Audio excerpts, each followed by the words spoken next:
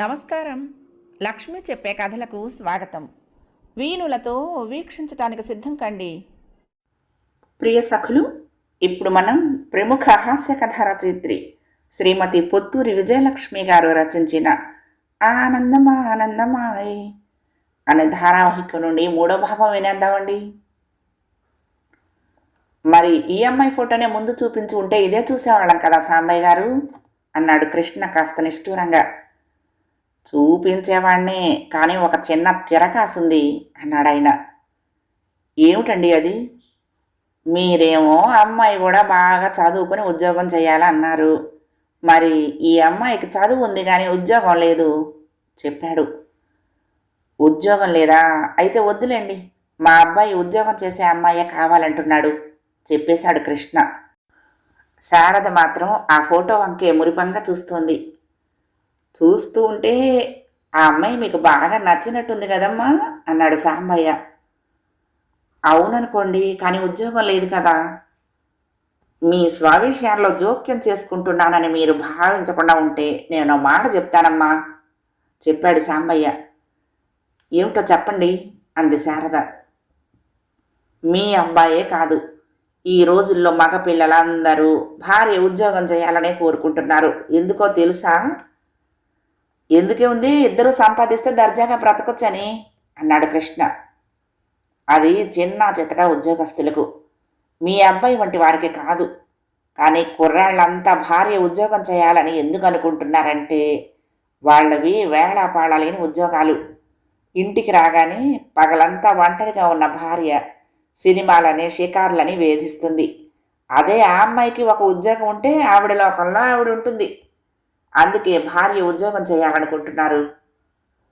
అవును, అది నిజమేలేండి అంది శారద. నిజమే, మరి మీ గురించి మీరు కాస్తైనా ఆలోచించారా నిలదీశాడు సాంబయ్య. నా విషయం ఏమిటండి అయోమయంగా అడిగింది శారద. ఏ అత్తగారైనా కోడలు వచ్చాక సుఖపడాలనుకుంటుంది, అవునా? అవునండి, కోడలు ఎప్పుడు వస్తుందా, నాకు ఆసరాగా ఎప్పుడుంటుందా అని 1000 కళ్ళతో ఎదురు చూస్తున్నాను అంది శారద.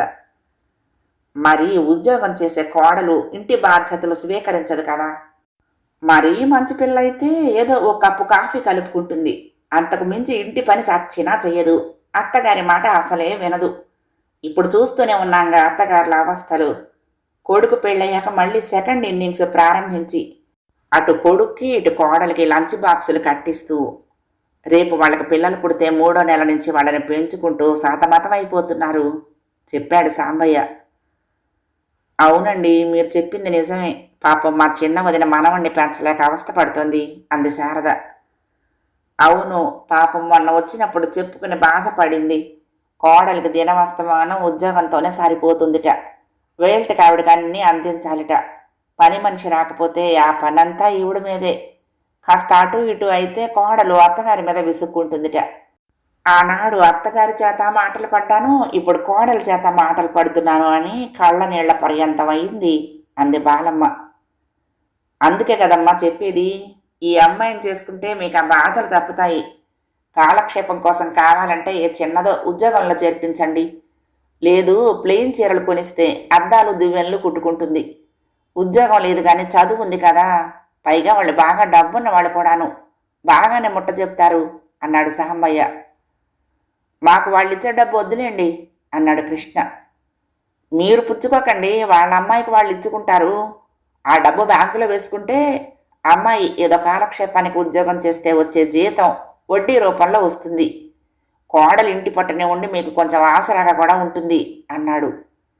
శారద ముఖం వికసించింది. ఈ ఆలోచన ఏదో బాగానే ఉందే అంది. మరి అబ్బాయి ఒప్పుకుంటాడో లేదో సందేహించాడు కృష్ణ.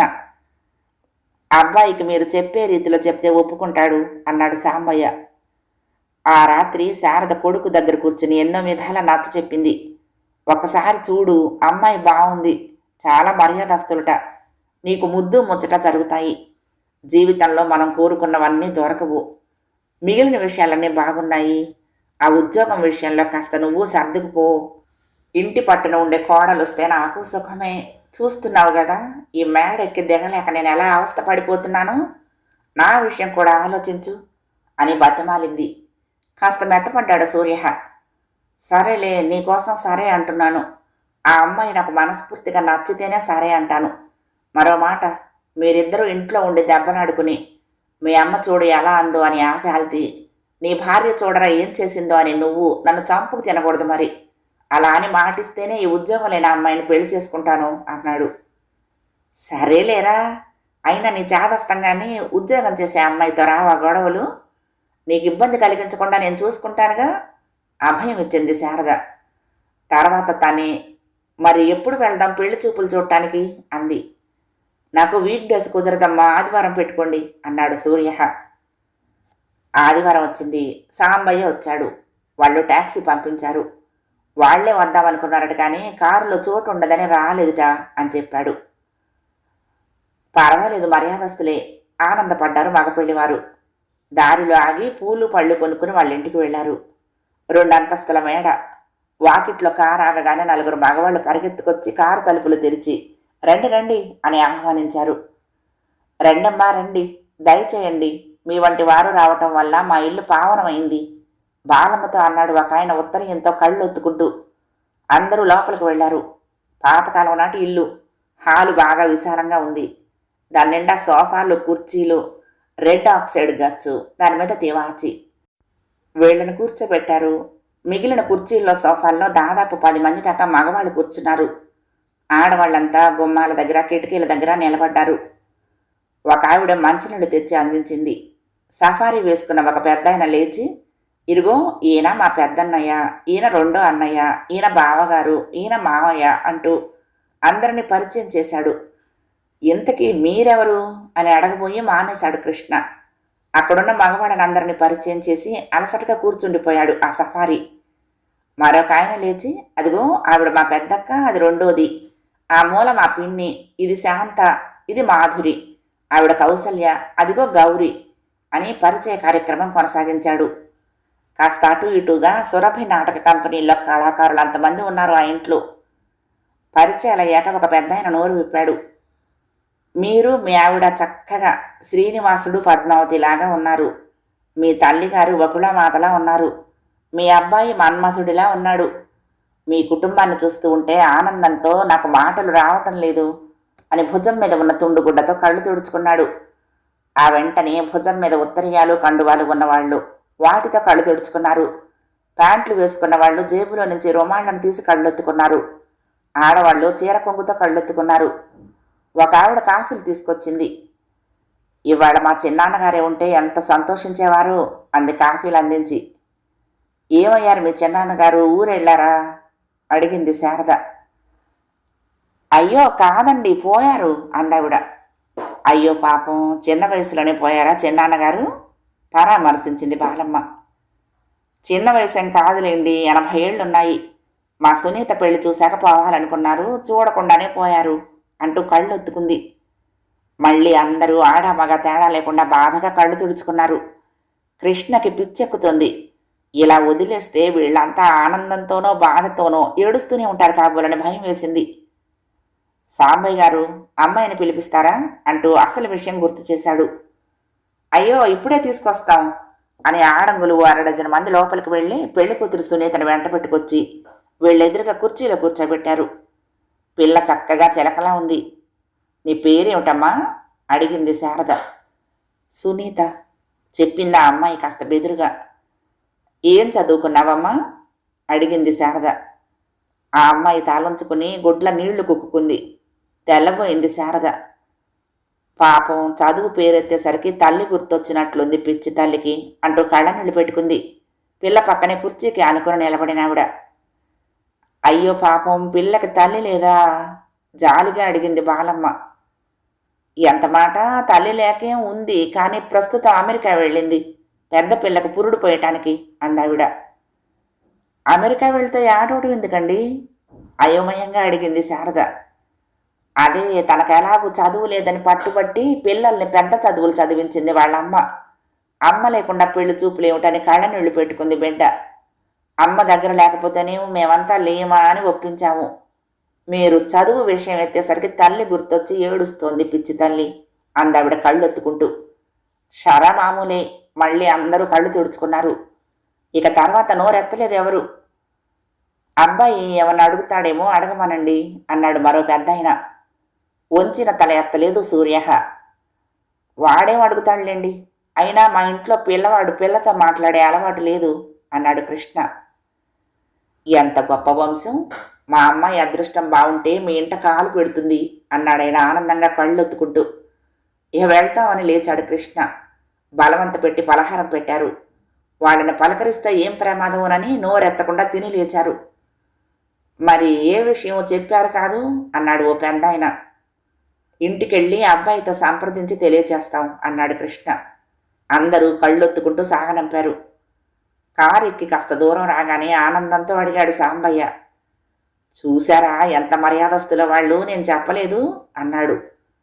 అదేం మర్యాదండి బాబు, అసలు ఆ ఏడుపులేమిటి, యువతలు వాళ్ళకు ఊపిరాడకుండా, అసలు అదేం కుటుంబం? చిరాకు పడ్డాడు కృష్ణ. కుటుంబంతో మీకేం సంబంధం చెప్పండి, పిల్ల కదా మీ ఇంటికి వచ్చేది అన్నాడు సాంబయ్య. పిల్లే, కానీ ఆ పిల్ల కూడా పలకరిస్తే ఏడ్చేస్తుంది, మాకొద్దు బాబు, మేము తట్టుకోలేము అంది శారద. సూర్య మాత్రం ఇంకా ఫోన్లో ఉన్నాడు. ఇంటికొచ్చాక, అమ్మా రేపు తెల్లవారుగానే వెళ్ళిపోవాలి, కాస్త పెందలాడే లేచి లంచ్ బాక్స్ ఇచ్చేయి. ఏమిటో నిన్ను చాలా శ్రమ పెడుతున్నానమ్మా అంటూ కళ్ళొత్తుకున్నాడు. టీవీలో వార్తలు చూసి ఈ 7 వర్షాలు బాగా పడ్డాయట, అంతా ఆ దేవుడి దయ అని కళ్ళొత్తుకున్నాడు. ఏమిట్రా ఇది, అయిందానికి కాందానికి ఆ ఏడుపు ఏమిటి, మతికాని పోయిందా ఏం? ఏదో వెళ్ళాము, చూసాము, వచ్చాము, ఇక అంతటితో వదిలేయాలి కానీ ఆ పిచ్చి లక్షణాలు వంటపెట్టించుకుంటే ఎట్లా? ఆ మాటకొస్తే నేను వచ్చానుగా, నేను ఏడుస్తున్నానా? గట్టిగా కసిరాడు కృష్ణ. పెళ్లి చూపులు అనగానే ఎంతో ఆశతో వెళ్ళాడు పిల్లాడు. ఇలా జరిగేసరికి కాస్త జంకాడు అంతే, తెల్లారేసరికి సర్దుకుంటుందిలే అంది బాలమ్మ. వెళ్ళి పడుకో నాన్న, ఇంతోటి దానికి నిన్న రాత్రి పొద్దుపోయేదాకా కూర్చుని బ్రెయిన్ వాష్ చేశాను వీడికి అంది శారద. కళ్ళొత్తుకుంటూనే మేడ మీదకు వెళ్ళిపోయాడు సూర్య. మర్నాడు మళ్ళీ సిద్ధమయ్యాడు సాంబయ్య. ఏంటండి, మరి వాళ్ళు ఎదురు చూస్తూ ఉంటారు, ఏం చెబుదాము అంటూ వచ్చాడు. అరికాలి మంట నెత్తికెక్కింది కృష్ణకి. ఏంటండి సాంబయ్య గారు, వాళ్ళు చూసేది మనం చెప్పేదేనో, బుద్ధి బుర్ర ఉన్నవాళ్ళు ఎవరైనా ఆ సంబంధం చేసుకుంటారా? చూడబోతే ఆ కుటుంబం ఓ సర్కస్ కంపెనీలో ఉంది. వాళ్ళంతా జీవితంలో సగం సమయం ఆనందంతో ఏడుస్తున్నారు, మిగిలిన సమయం బాధతో ఏడుస్తున్నారు.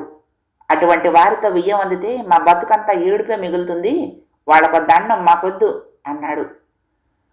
ఈ కాలపు పద్ధతుల్ని బట్టి చూస్తే వాళ్ళది కాస్త భిన్నంగా ఉండే కుటుంబమే అనుకోండి, కానీ పాపం మనుషులు చాలా మంచివాళ్ళు, అల్లుడికి మర్యాదలు అవి ఘనంగానే చేస్తారు చెప్పాడు సాంబయ్య. వద్దన్నాను కదండి, మాకొద్దు ఖండితంగా చెప్పేశాడు కృష్ణ. సర్లేండి, అంతగా వద్దనుకున్నాక ఇంకెందుకు, వాళ్లతో ఆ మాటే చెప్తాను, మనం మరో సంబంధం చూసుకుందాం. ఏం చుట్టమో ఏమిటో, ఏది కలిసి రావటం లేదు, విసుగేస్తోంది అన్నాడు విసుగ్గా కృష్ణ.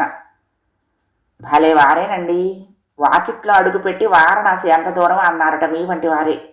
2 పెళ్లి చూపులు చూసి విసిగిపోతే ఎలాగండి అన్నాడు సాంబయ్య.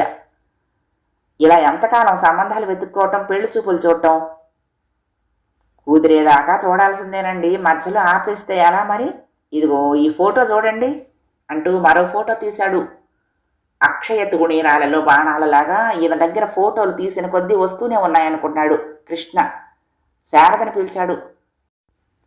ఇదిగో ఈ అమ్మాయి ఇంజనీరింగ్ పాస్ అయింది, 40,000 జీతం, తండ్రి లాయరు, ఒక్కతే కూతురు, బోలెడంత ఆస్తి చెప్పాడు సాంబయ్య. ఈ పిల్ల బానే ఉంది అన్నాడు కృష్ణ. మరి అంత పెద్ద ఉద్యోగం అంటున్నారు, ఇక ఇంట్లో పనేం చేస్తుంది అంది శారద. చెయ్యదు, చెయ్యలేదు కూడాను ముందే చెప్పేశాడు సాంబయ్య. మరెలా, ఎవరు చేస్తారు? నాకు అసలే మోకాళ్ళ నొప్పులు, 10 సార్లు మేడెక్కి దిగలేక నా ప్రాణం పోతోంది ఆక్రోశించింది. చూడండమ్మా, 100,000,000 దరిద్రాలకి అనంతకోటి ఉపాయాలు. ఈ రోజుల్లో వైద్య రంగం ఎంతో వృద్ధి చెందింది. మోకాళ్ళు అరిగిపోతే చిటికెలో ఇనుపు కీళ్ళు అమర్చేస్తున్నారు. మీరు కీళ్లు మార్పించుకున్నారంటే లేడి పిల్లలా పరిగెడతారు అన్నాడు సాంబయ్య. అంటే ఏ ఇంజను పాడైపోతే రిపేరు చేయించి మళ్ళీ పని చేయించినట్లు నాకు ఈ కాళ్ళు మార్చి మళ్ళీ రంగంలోకి దింపి చాకరీ చేయిస్తారా? అంటే ఇక నా బతుకంతా ఇంతేనా? నాకు మాత్రం విశ్రాంతి వద్దా? శారద గద్గద కంఠంతో అంది. అలా ప్రతి చిన్న విషయానికి ఆధారపడితే ఎలా చెప్పండి? మీరు చేయలేకపోతే ఒక వంట మనిషిని పెట్టుకోండి. చెప్పాను కదా, వాళ్లకు ఒక్కతే పిల్ల కాబట్టి సగం రోజులు పుట్టింట్లోనే ఉంటుంది. సమయానుకూలంగా ఏదో ఉపాయం ఆలోచించాలి కానీ ముందే బెదిరిపోతే మీ పిల్లవాడికి అసలు పెళ్ళవుతుందా అన్నాడు సాంబయ్య. ఇంతకీ ఏంటండి మీరు చెప్పేది? నిన్ననేమో ఇంటి పట్టున ఉండే కోడల్ని తెచ్చుకొని సుఖపడమన్నారు, ఇవాళేమో ఉద్యోగం కోడల్ని తెచ్చుకొని కీళ్లు మార్పించుకోమంటున్నారు. కాస్త గట్టిగానే మాట్లాడింది శారద. అమ్మా, మన్నించాలి, ఇది మీ అబ్బాయి పెళ్లి విషయం, మీ ఇష్టం. ఏదో మీ మేలు కోరి సాయం చేస్తూ ఉంటే మీరు ఇలా మాట్లాడటం అంత భావ్యంగా లేదు. మీరు చూడమంటే చూస్తున్నాను కానీ నా స్వార్థం కోసం కాదు కదా. కాదు, నీ సహాయం మాకు వద్దు అంటారా? ఆ మొక్కే చెప్పండి, నా దావని నేను పోతాను అన్నాడు. కాస్త మెత్తబడ్డారు కృష్ణ, శారద. సరే కానీ చూద్దాం, అన్నీ కుదిరితే మిగిలిన విషయాల్లో ఏదో విధంగా సర్దుకోవచ్చు అనుకున్నారు.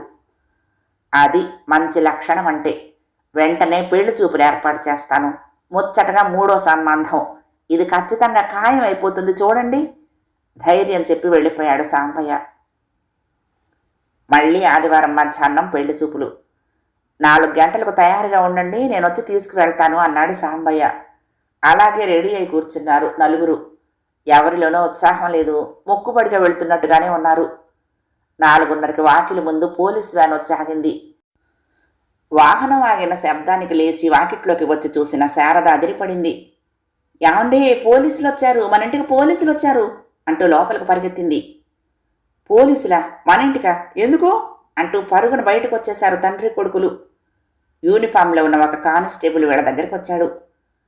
మా సార్ మిమ్మల్ని తీసుకురమ్మన్నాడు అన్నాడు మర్యాదగానే. నన్న ఎందుకు, నేనేం తప్పు చేశాను అన్నాడు కృష్ణ భయం భయంగా. ఇంతలో పోలీసు వ్యాన్లో కూర్చున్న సాంబయ్య తల బయటకు పెట్టి, రండి రండి, త్వరగా వెళ్ళాలి, మళ్ళీ వర్జం వచ్చేస్తుంది అన్నాడు. ఏమిటండి ఈ పోలీస్ వ్యాన్ ఏమిటి, నన్ను ఎక్కడికి తీసుకువెళ్తున్నారు అడిగాడు కృష్ణ మళ్ళీ. ఇంకెక్కడికి, పెళ్లివారింటికి. పెళ్లివారింటికా? పోలీస్ వ్యాన్లోనా? అర్థం కాలేదు కృష్ణకి. అయ్యో, మీకు చెప్పలేదా? పెళ్లి కూతురు మేనమామ సర్కిల్ ఇన్స్పెక్టర్ కదా, అందుకే ఈ బండి పంపించారు. రండి రండి, మళ్ళీ వర్జం వస్తుంది అని సాంబయ్య తొందర పెట్టాడు. ఓరి వేళాఘాయిత్యం కోలా, పెళ్లివారిని తీసుకురావటానికి పోలీసు వాహనం తప్ప వేరే ఏమీ దొరకలేదా? ఇంకా నయం, కుక్కల బండి పంపించారు కాదు విసుక్కున్నాడు కృష్ణ. నేను మాత్రం చచ్చిన ఈ వ్యాన్లో ఎక్కను, మనం కారులో వెళ్దాం అన్నాడు సూర్య. అవును, అలాగే చేద్దాం అంది శారద.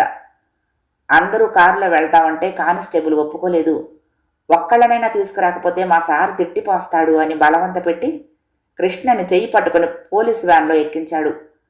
చుట్టుపక్కల జనమంతా రామ్ గోపాల్ వర్మ నిర్మించిన సర్కార్ సినిమాలో అమితాబ్ బచ్చన్ అరెస్టు సీన్ చూసినట్టు చూశారు.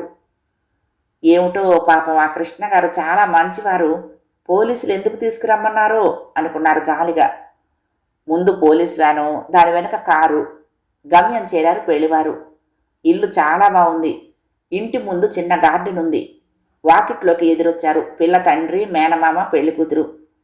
ఇంట్లోనే అయినా పెళ్లి చూపుల వేడుకకి వారి వారి డ్రెస్సులు అవసరం లేకపోయినా పిల్ల తండ్రి నల్లకోటేసుకునే ఉన్నాడు. మేనమామ పోలీసు యూనిఫామ్లో ఉన్నాడు. పెళ్లి కూతురు లేత నీలం రంగు మీద చెంకీలు కుట్టిన చీర కట్టుకుని ఉంది. సాదరంగా ఆహ్వానించి లోపలికి తీసుకువెళ్లారు. కూర్చోబెట్టి కూల్ డ్రింకులు ఇచ్చింది పెళ్లి కూతురు. లోపల నుంచి పెళ్లి కూతురు తల్లి వచ్చింది. అందరికీ వినయంగా నమస్కరించి ఓ పక్కగా కూర్చుంది తల వంచుకుని. బాలమ్మకి ఇదంతా వింతగా తోచింది. ఇదేమిటే శారదా, పిల్లేమో తల్లి చేయాల్సిన మర్యాదలన్నీ చేసేస్తోంది, తల్లి చూడబోతే పెళ్లి కూతురులో ఓ మూల కూర్చుందేమిటి అంది. ఏమో, నాకు మాత్రం ఏం తెలుసు, పెళ్లి కూతురు చదువుకుని ఉద్యోగం చేస్తుంది కాబట్టి చొరవ ఎక్కువ అనుకుంటాను. అన్ని కూతురు చూసుకుంటుందని తల్లి నిమ్మకు నీరెత్తినట్టు కూర్చుంది కాబోలు అంది శారద మెల్లగా. చెప్పండి సార్, ఏమిటి కబుర్లు అంటూ మొదలుపెట్టాడు లాయరు. ఏముందండి, మామూలే. ఈ ఏడు ఎండలు బాగా ఎక్కువగా ఉన్నాయి. ఇప్పుడే ఇట్లా ఉంటే ఇక ఏప్రిల్ మేల్లో మార్చేస్తాయి అన్నాడు కృష్ణ. ఆ ఎండలు ధరలు వంటి మామూలు విషయాలు మాకు పట్టవండి. అవన్నీ ఆడవాళ్ళు, ఏ పని పాట లేని వాళ్ళు మాట్లాడుకునే విషయాలు. మాకు 1,00,000 సమస్యలుంటాయి. ఎన్ని కేసులో ఎన్ని వ్యవహారాలు అన్నాడు లాయరు. ఉద్యోగం చేసే రోజుల్లో మాకు 1,00,000 వ్యవహారాలు ఉండేవి. రిటైర్ అయ్యాక ఇంకేం పని ఉండదు కదా సర్ది చెప్పుకున్నాడు కృష్ణ. మేము లాయర్లం, మాకు రిటైర్మెంట్ అంటూ ఉండదు. అందులోనూ ఇప్పుడు మాకు పట్టిందల్లా బంగారంలాగా ఉంది అన్నాడాయన. అలాగా, ఏదో ఒకటి అనకపోతే బాగుండదని అన్నాడు కృష్ణ. అయ్యో అంతేగా మరి, ఇప్పుడు పరిస్థితులు ఎలా ఉన్నాయండి? న్యాయం ధర్మం వెతికి చూసినా లేవు కదా. ఎదుటివాడు నేరం చేస్తేనే అరెస్టు చేయాలి, కేసు పెట్టాలి అనే రూల్ ఏం లేదు కదా. మనకు వాడి మీద కోపం వస్తే చాలు, ఏదో వంకన అరెస్టు చేసి లోపలికి తోసేస్తున్నారు. అడుగో మా బావ లాంటి వాళ్ళు అన్నాడు లాయరు. పెళ్ళున నవ్వాడు పోలీసు మామయ్య. మా బావ చెప్పింది అక్షరాల నిజం. హెల్మెట్ పెట్టుకోలేదని, సీటు బెల్ట్ కట్టుకోలేదని చెప్పి ఫైన్ వేసి కోర్టుకు లాగొచ్చు. మరీ ఆగ్రహం వచ్చిందనుకోండి, ఇతని వ్యవహారం అనుమానాస్పదంగా ఉంది అని పట్టుకోవచ్చు. ఆయుధాలు ఇంట్లో పెట్టుకున్నాడని కేసు బనాయించి జైల్లో పెట్టచ్చు అన్నాడు. ఒక్కసారి కేసు పెట్టాక దానిలో నుంచి బయటపడాలంటే ఎంతో కష్టం కదండి. మరి మా దగ్గరికి వస్తే ఒక పట్టాన కేసు తేలదు కదా. మా బొట్టి మంచి వాళ్ళని తేల్చేద్దాం అనుకున్నా అవతల పార్టీ వాళ్ళు వాయిదాలు వేయించేస్తారు లాయర్ చెప్పాడు. మీ వంటి మామూలు వాళ్ల పని దినదిన గండం 100 ఏళ్ల ఆయుర్దాయం అన్నట్టుగా ఉంది ప్రస్తుతం. పెద్దవాళ్ళు ఎవరిని నొప్పించకుండా వాళ్ళ జోలికి వెళ్లకుండా గడిచినంతకాలం పర్వాలేదు. ఒకసారి ఏదైనా గొడవలో ఇరుక్కుంటే ఇక మీ పని మటాష్ అన్నాడు పోలీస్ మామయ్య. మేమలా ఇంకొకరి వ్యవహారాల్లో జోక్యం చేసుకోమండి, మా పాటికి మేము ఉంటాము దీనంగా చెప్పాడు కృష్ణ. అలా ఉన్నా కూడా భద్రత లేకుండా పోతుంది కదా. మొన్న మధ్యన ఒక పెద్ద మనిషి, పాపం మీలాగే చాలా మంచివాడు, ఆయనకి ఊరు చివర 600 గజాల స్థలం ఉంది. అందులో 100 గజాలు ఎవరో ఆక్రమించుకొని ఇల్లు కట్టేసుకుంటూ ఉంటే ఇదేం అన్యాయం అని అడిగాడట. అవతలి వాడేమో, నేను మర్యాదస్తుణ్ణి కాబట్టి 100 గజాలే నా స్థలంలో కలుపుకున్నాను, మొత్తం ఆక్రమిస్తే మాత్రం ఏం చేస్తావు అన్నాడు. ఈయనకి కోపం వచ్చి పోలీసులకు చెప్పాడు. పోలీసులు మాత్రం ఏం చేస్తారు, ఆక్రమించుకున్నవాడు చాలా గట్టివాడాయను, అందుకే గోకుల్ చాటుపేలుడు సంఘటనలో సంబంధం ఉందని అనుమానంగా ఉంది పదమని ఈ పెద్ద మనిషి మీద కేసు బనాయించారట. ఇంతకీ నేను చెప్పొచ్చేది ఏమిటంటే, ఎవరైనా కావాలంటే మీలాంటి వాళ్ళని ఈజీగా ఇరికించేయొచ్చు అన్నాడు పోలీస్ మావయ్య. కృష్ణకి కాళ్ళు చేతులు వణికాయి. ఇదక్కడి పీడాకారం, నేరకపోయి వచ్చామనుకున్నాడు. ఇంతలో పెళ్లి కూతురు వచ్చి ఆదుకుంది. ఏమిటి నాన్న, ఎప్పుడు చూసినా మీ కేసులు గొడవలును. మామయ్య, నాన్నకు బుద్ధి లేకపోతే నీకైనా ఉండద్దు బుద్ధి.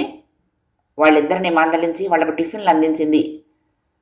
తర్వాత శారద పక్కనే కూర్చుని, మీరు చాలా అందంగా ఉన్నారంటీ, మీ చీర చాలా బాగుంది అని పొగిడింది. బాలమ్మ మెడలోని గొలుసు చూసి, ఇదేం డిజైన్ బామ్మగారు, కొత్త మోడల్లా ఉంది, ఎక్కడ కొన్నారు, తనిష్కులోనా అని అడిగింది. కొత్తది కాదమ్మా, పాతదే, గోవర్ధన గొలుసు అంటారు, నా పెళ్లి నాటిది చెప్పింది బాలమ్మ. మీరు చాలా హ్యాండ్సమ్గా ఉన్నారు అని సూర్యహాని పలకరించింది. అతని హాబీలు అవి అడిగి తెలుసుకుంది. పాటలంటే ఇష్టమని తెలుసుకుని ఆనందించింది. మీకు అభ్యంతరం లేకపోతే నేను పాట పాడతా అంది. ఇప్పుడు ఆ పాటలు అవి వద్దులేవే అని వారించాడు పోలీసు మామయ్య. కాబట్టి కృష్ణ గారు, పెద్దవాళ్లను నొప్పించే భావన మీ మనసులో ఉన్న తుడిచేయండి. నేరం చేసి తప్పించుకోవడం అసాధ్యం, పారిపోయినా వెతికి పట్టుకుంటారు అన్నాడు ఆయనే మళ్ళీ. అబ్బా నువ్వు ఉండు మామయ్య, ఎవరి జాగ్రత్తలో వాళ్ళు ఉంటారు, నువ్వు భయపడితే మాత్రం అవతలి వాళ్ళు బెదిరిపోతారా? ఏం అలా అయితే అసలు నేరాలే జరగవు అని ఆ అమ్మాయి ఆయన్ని మందలించింది. మీరు పాట వినండి అని సూర్యహ వంక చూస్తూ, కళ్ళల్లోకి కళ్ళు పెట్టి చూడవెందుకు పాట పాడింది. పాట బాగానే ఉంది. ఎలా ఉందాంటీ అని అడిగింది. బాగానే ఉందమ్మా, అయినా కొత్త పాటలతో అంత పరిచయం లేదు అంది శారద కాస్త మొహమాటంగా. అయితే ఓ పాత పాట పాడతాను అని మల్లీశ్వరిలోని ఓ పాట పాడింది చాలా మధురంగా. చాలా బాగుందమ్మా అని మెచ్చుకున్నారు పెళ్లివారు. పోలీసు మామయ్య మాత్రం ఏమిటా పిచ్చి పాటలు అని మందలించాడు. మళ్ళీ ఆయనే, నేను చెప్పిన మాట గుర్తుందిగా, నేరం చేసి పారిపోయినా పట్టుకురాగలం అన్నాడు సూర్యహ వంక చూస్తూ. సూర్యహ దీనంగా చూసి, అమ్మా ఏమిటే నాకు ఈ అల్లరి అన్నాడు మాయాబజార్ సినిమాలో మాయా శశిరేఖలాగా. ఏమిటోరా నాయనా, అంతా నా కర్మ అంది శారద అచ్చం రేవతీదేవిలాగా. ఏమిటండి కృష్ణ గారు, మాకు మీ సంబంధం ఓకే, మీరు సరేనంటే వెంటనే ముహూర్తాలు పెట్టుకుని ఆ 3 ముళ్ళు వేయించేద్దాం అన్నాడు లాయరు. కృష్ణకి కోపం దుఃఖం ఏకకాలంలో కలిగాయి. ఈ సంబంధం ఒప్పుకోవటం కంటే మూకుమ్మడిగా ఆత్మహత్య చేసుకోవటం ఉత్తమం. ఆ మాట అంటే ఏదైనా కేసులో ఇరికించేస్తాడేమో అని భయం. బుద్ధి గడ్డి తిని పెళ్లి చూపులకొచ్చాం అనుకున్నాడు. ఇంటికెళ్ళి ఒకసారి సంప్రదించుకొని చెప్తాం అన్నాడు. ఎందుకు, అందరూ ఇక్కడే ఉన్నారుగా, కావలిస్తే మేడ మీదకి వెళ్ళి మాట్లాడుకోండి అన్నాడు పోలీసు మామయ్య. ఇక బాలమ్మ చూస్తూ ఊరుకోలేకపోయింది. లేడికి లేచిందే పరుగా నాయనా, అంత హడావుడు ఎందుకు? మాకు ఇంట్లో పెద్దవాళ్ళు ఉన్నారు, వాళ్ళని సంప్రదించందే మేము ఏ పని చెయ్యం. ఇంటికెళ్ళి ఆలోచించుకు చెప్తాం అంది విసురుగా. ఆవిడ వంక కొరకొరా చూశాడు పోలీసు మామయ్య.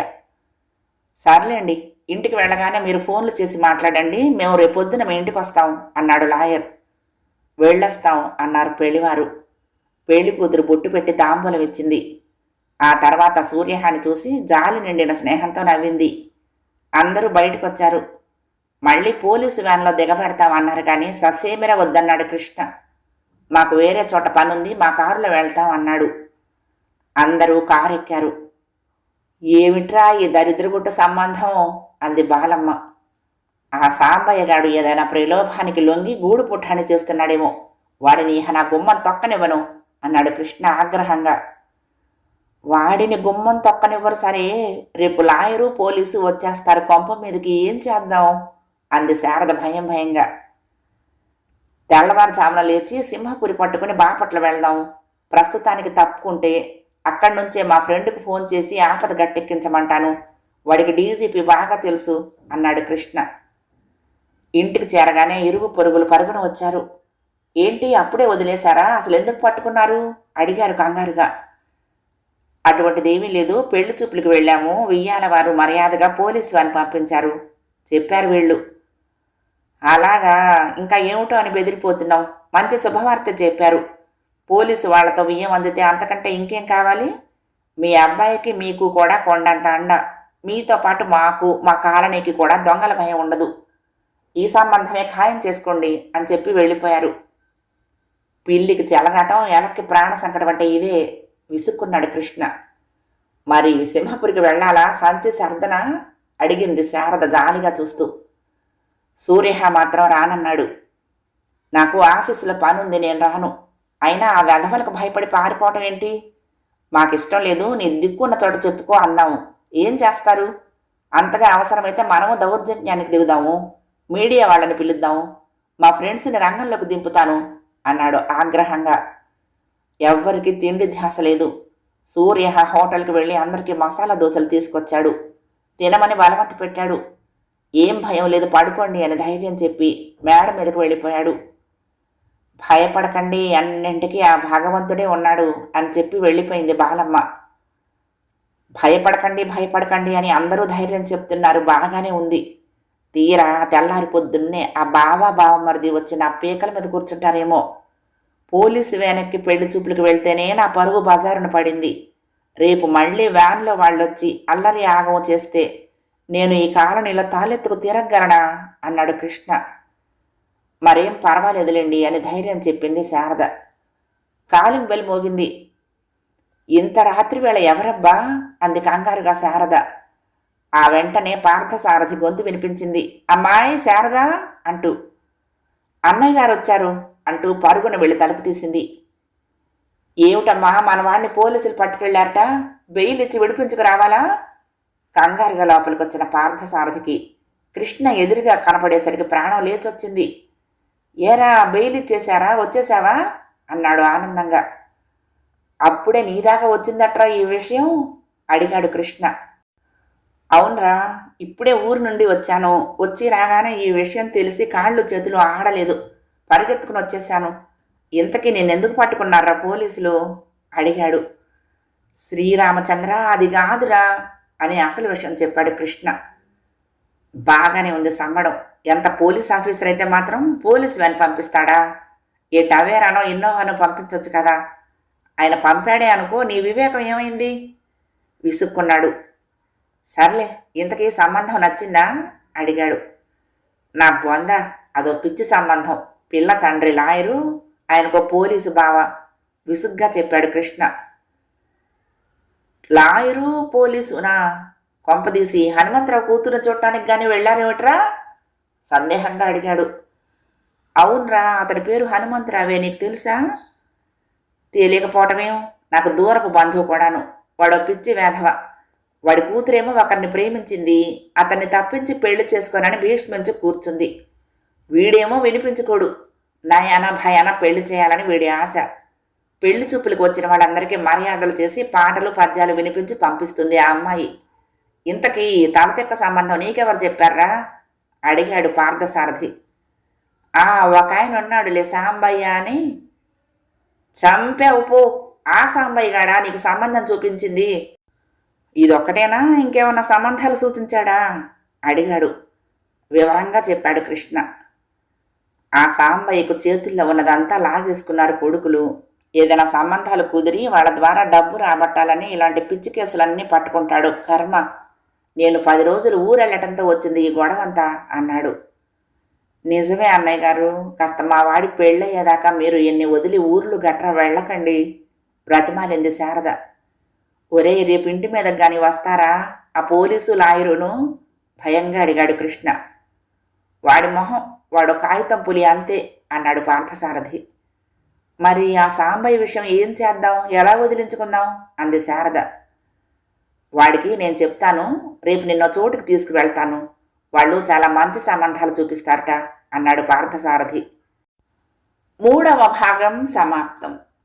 ప్రియ సఖులు, ఈ కథ మీకు నచ్చితే తప్పకుండా లైక్ చేయండి, షేర్ చేయండి, కామెంట్ చేయండి, సబ్స్క్రైబ్ చేసుకుని నన్ను ఎంకరేజ్ చేయండి.